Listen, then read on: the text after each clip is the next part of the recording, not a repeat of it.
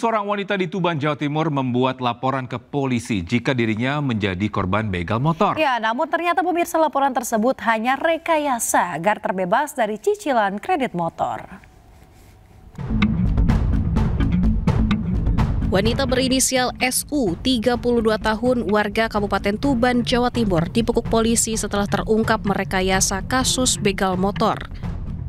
Dalam laporannya dirinya mengaku telah dibegal hingga menderita luka di kaki, tangan, dan kepala. Namun setelah dilakukan penyelidikan, polisi menemukan kejanggalan dan akhirnya mengungkap fakta bahwa kejadian tersebut hanya rekayasa. Pelaku mengaku melukai dirinya sendiri agar seperti korban begal untuk melancarkan modus kepada pihak leasing agar terlihat kehilangan kendaraan akibat begal dan terbebas dari cicilan motornya.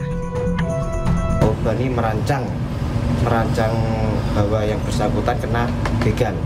Jadi motor ini dilaporkan hilang kena begal di belakang RSUD. Jadi korban waktu itu diantar suami ke belakang RSUD. Suami tidak tahu ini. Kemudian dia sudah membawa silet sama batu. Di belakang RSUD dia melukai kakinya sendiri. Berdalih menjadi korban begal, ternyata motornya digadaikan 7 juta rupiah. Akibat perbuatannya, pelaku dijerat pasal 220 KUHP tentang laporan palsu dengan ancaman hukuman maksimal 1 tahun 4 bulan penjara. Bisa ingin pamer ke teman-temannya, seorang bocah 12 tahun di Makassar nekat bawa kabur sepeda motor warga. Ya, aksi pelaku terekam kamera pengawas.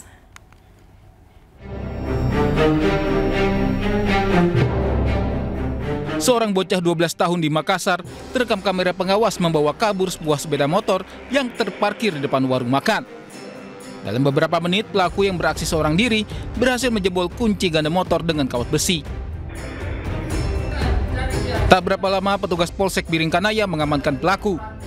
Dari hasil pemeriksaan petugas, bocah yang masih berstatus pelajar SMP ini nekat mengambil sepeda motor lantaran ingin memiliki sepeda motor untuk dipamerkan ke teman-temannya. Untuk sampai saat ini, menurut hasil pemeriksaan, dalam melaksanakan pengambilan motor itu, mungkin karena usianya yang masih di bawah umur, sehingga dia mau merasakan bagaimana punya motor untuk memamerkan ke teman-temannya. Kami sudah mengamankan kendaraan beserta dengan pelakunya. Tujuan RJ itu sebenarnya menyelesaikan perkara di luar pengadilan. Jadi apabila ada pelaporan, akan tetapi bisa diselesaikan di kantor polisi, nah itu termasuk penyelesaian perkara.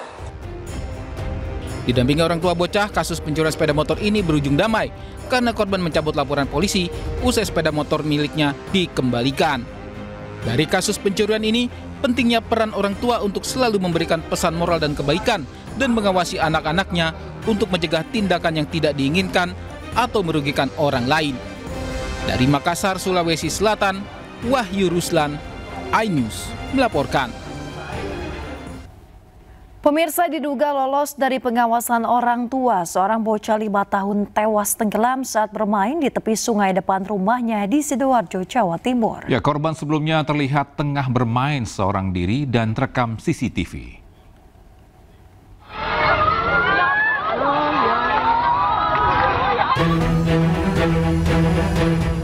Warga desa Tambak Kemerakan Krian, Sidoarjo digegerkan dengan temuan bocah laki-laki yang tewas tenggelam di sungai desa setempat. Korban diketahui bernama Raduha Davanda Sendria, diduga tenggelam ke sungai lantaran sebelumnya tampak sedang bermain sendiri di tepi sungai dan terekam CCTV di sekitaran lokasi kejadian. Korban tenggelam pada siang hari, namun jenazahnya baru ditemukan pada malam hari setelah orang tua korban melaporkan ke perangkat desa dan dilanjutkan dengan pencarian korban di sekitaran sungai tempat korban bermain. Korban pun telah dievakuasi warga ke Rumah Sakit Umum Daerah Sidoarjo Barat di Krian, Sidoarjo. Anak korban itu jam 11 sih mainan di pinggir sungai, main sedotan buat mancing-mancing tuh. Duduk, ada batunya duduk di pinggir kali, terus setelah itu kelihatan masih dalam CCTV masih riwa-riwi. Nah, terus diteruskan sampai jam 11.35 detik. Itu terus nggak ada kelihatan lagi. Polisi semula akan melakukan otopsi guna mengetahui penyebab kematian korban, namun orang tua korban menolaknya dan jenazah langsung dimakamkan. Dari Sidoarjo, Jawa Timur, Pramono Putra, iNews melaporkan. Pemirsa, 6 hari pasca banjir, tim SAR gabungan kembali temukan 1 jenazah di kawasan Jalan Kertanegara, Denpasar, Bali. Ya, akibat banjir pemirsa 18 orang meninggal dunia dan 4 orang masih dalam proses pencarian. Korban banjir hanya hanyut.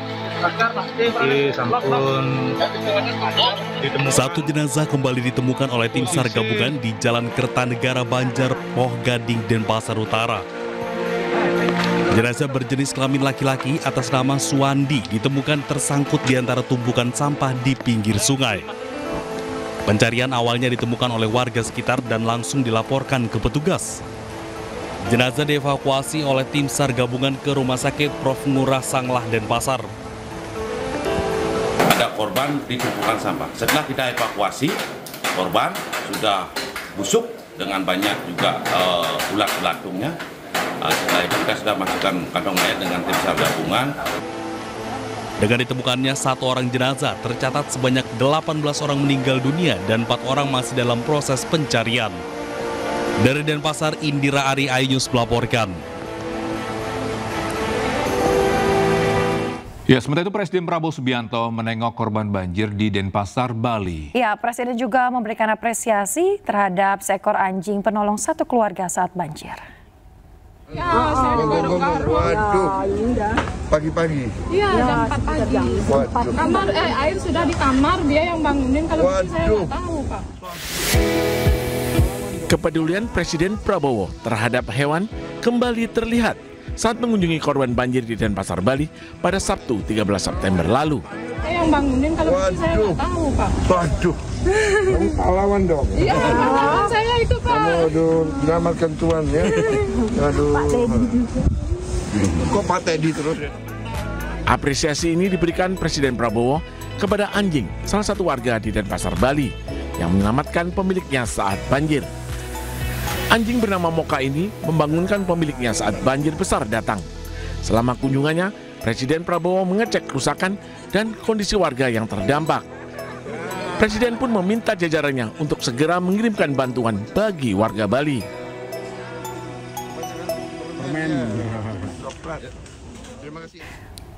Pemirsa, tidak hanya Presiden Prabowo Subianto, Wakil Presiden Gibran Rakabuming Raka juga menyempatkan diri untuk menengok korban banjir. Ya, menariknya warga menagih solusi atas banjir kepada Gibran.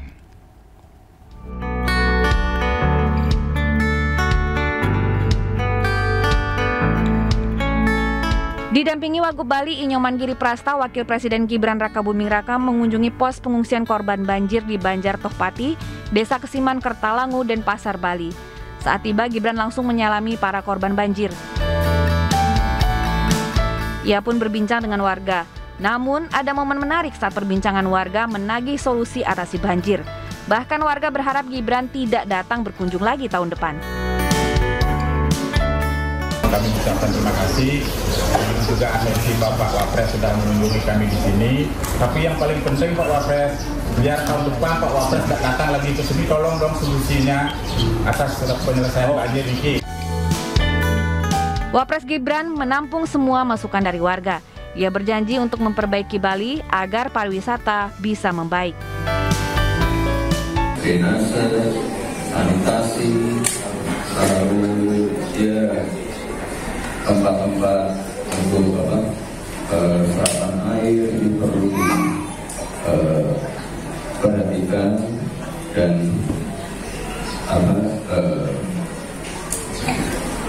agar tiap tahun ya Pak tidak terjadi banjir seperti ini, dan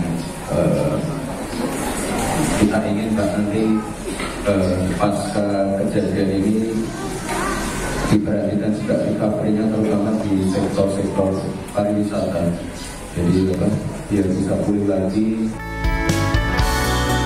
Gibran juga membagi-bagikan bantuan kepada warga. berupa kotak makan dan buku tulis untuk anak-anak, serta makanan cepat saji dan kebutuhan pokok lainnya. Tim Liputan iNews melaporkan. Kita beralih ke informasi lain, pemirsa. Seorang mahasiswi tewas di kamar kos karena dibunuh kekasihnya di wilayah Ciracas, Jakarta Timur. Usai diotopsi, jenazah korban dibawa ke rumah duka di Kabupaten Manggarai, Nusa Tenggara Timur.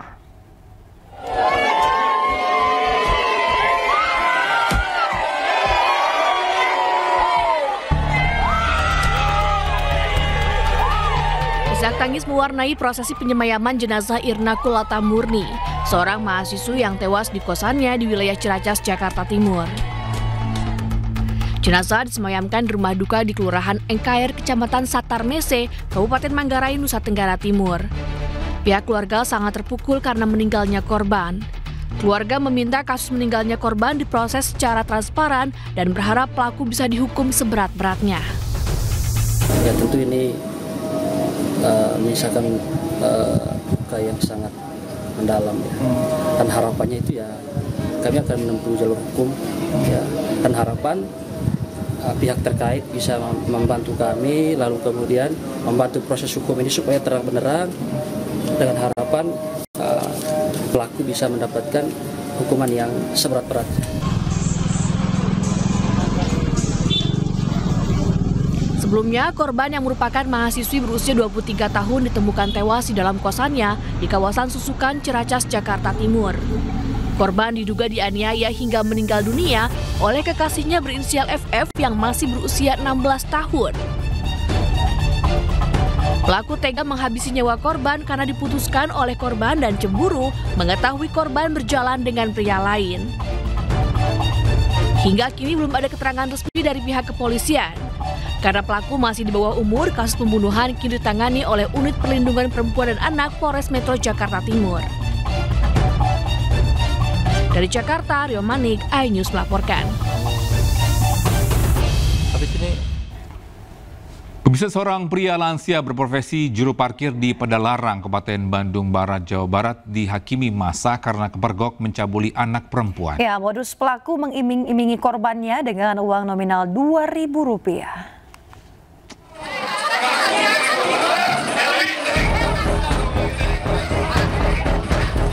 Masa di Kampung Cijenjing, kawasan Padalarang, Kabupaten Bandung Barat dibuat geram dan meluapkan amarahnya kepada pria lansia KR yang berprofesi sebagai juru parkir.